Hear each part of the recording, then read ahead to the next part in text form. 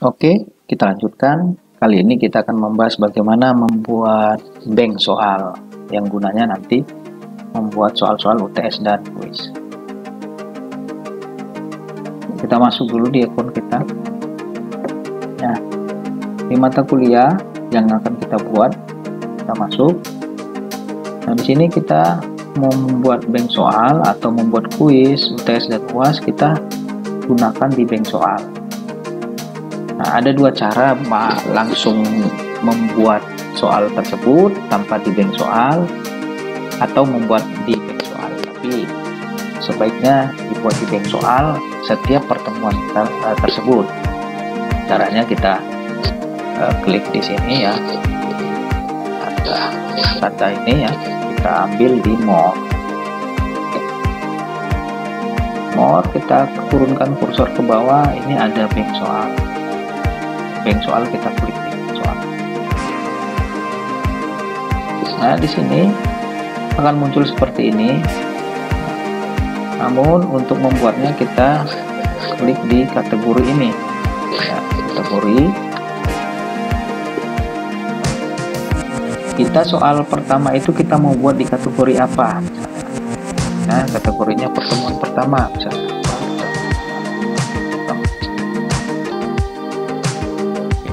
Nah, kemudian kita buat lain kategori. Nah, tambah ke kategori. Jadi kita buat soal di pertemuan pertama.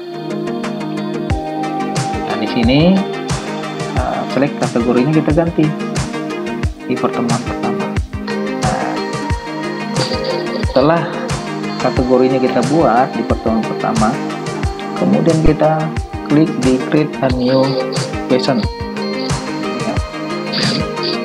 Kita klik di sini. Nah, di sini kita akan muncul menu-menu yang bisa kita buat, baik itu ada multiple choice, true and false, matching, short answer, numerical, easy, esai maksud saya. Jadi macam-macam. Kita contohkan saja, saya gunakan di multiple choice misalnya.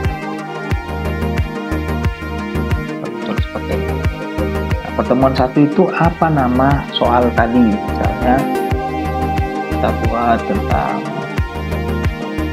gitu.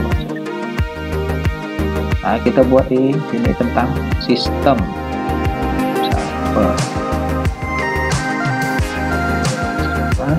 contohnya gitu ya. Sini apa pertanyaannya?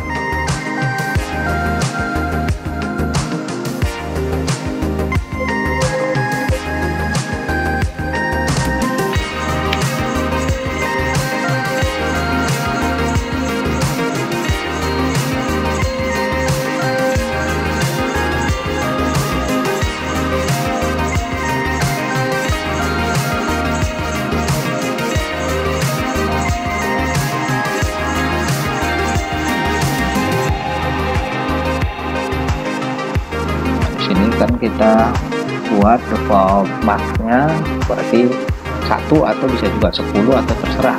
Kalau saya bikin 1 aja, artinya kalau benar dapat poin tadi. Di sini kita klik di shuffle and choice, artinya dia akan merandom ya, jawaban-jawaban yang ada akan muncul di mahasiswa ketika mengakses soal tadi. Contohnya misalnya ini satu bagus, misalnya ini contoh saja ya. Yang benar ini. Nah, yang benar ini kita buat 100.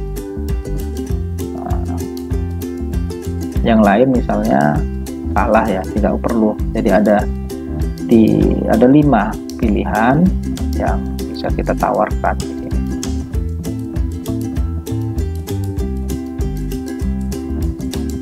Nah, kalau ingin ditambah boleh ditambah lagi di sini. Kemudian di save.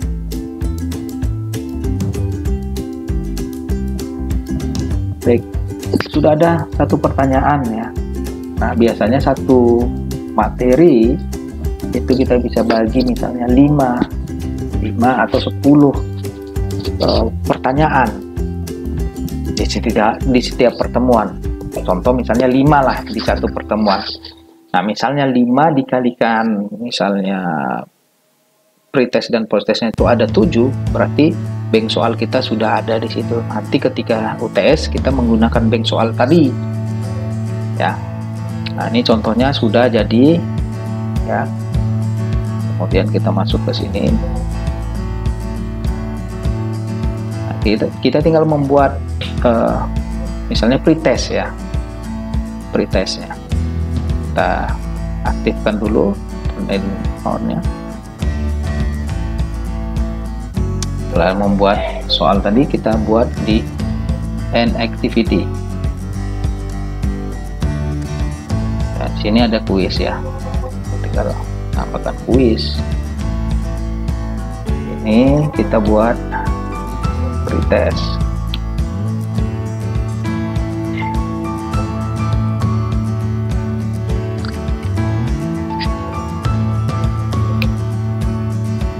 Pretest. Ini terserah mau ditambah atau tidak ya. Oke, di pretest di save.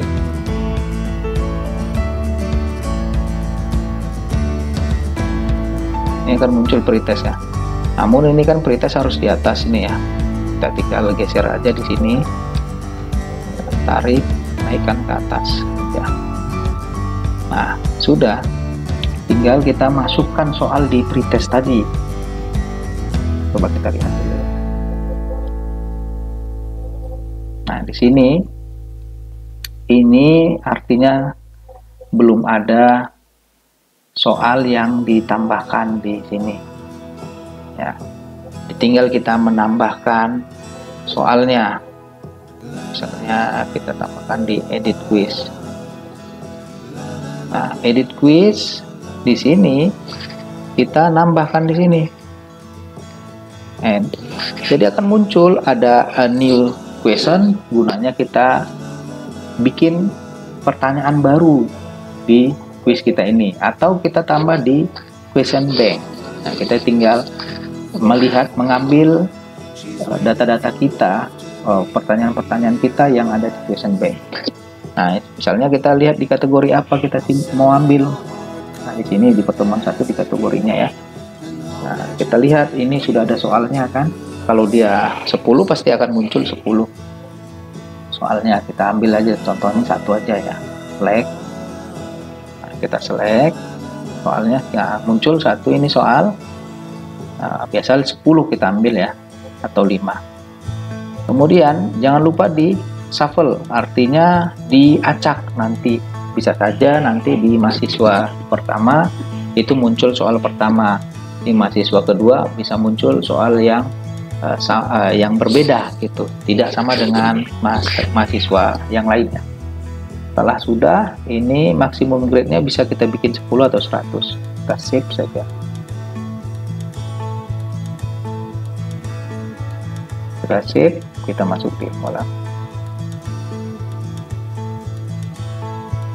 Nah, sini sudah ada pretest kita. Pretest ini juga bisa dibatasi, siapa yang mau akses kita tinggal kita edit saja, edit setting. Nah, di sini kita bisa batasi restricted aksesnya. Nah, ini kita tinggal ada lihat di sini ya, tinggal kita activity-nya atau grupnya. Berdasarkan grup kita boleh membatasinya.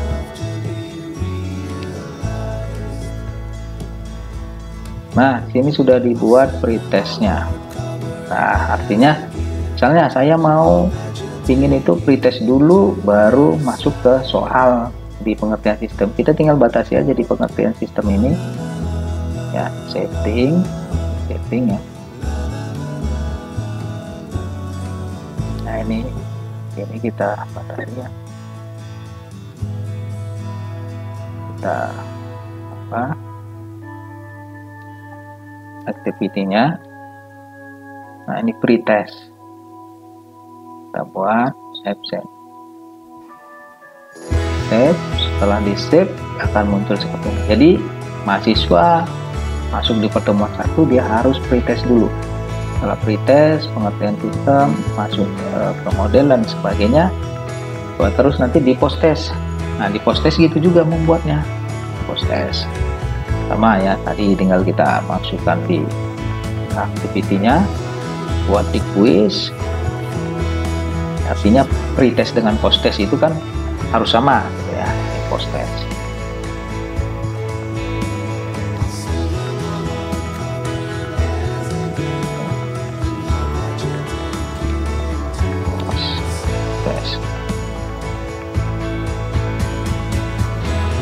Oke, kita save.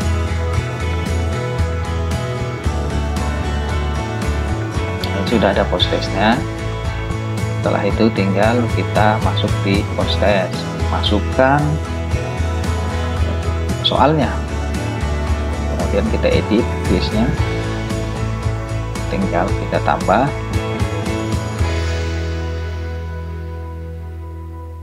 Kita tadi ngambil di question bank ya. Kita lihat di sini ya, di pertemuan pertama ini. Nah, ini pertanyaan yang kita ambil.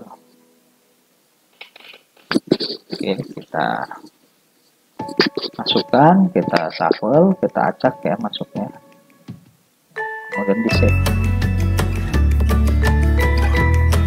Baik, sini sudah, kita bisa lihat hasilnya. Baik, ini sudah. Kita bisa batasi juga di post test itu, saya mau dia setelah pretest baru bisa masuk post test atau setelah 1.2 tadi.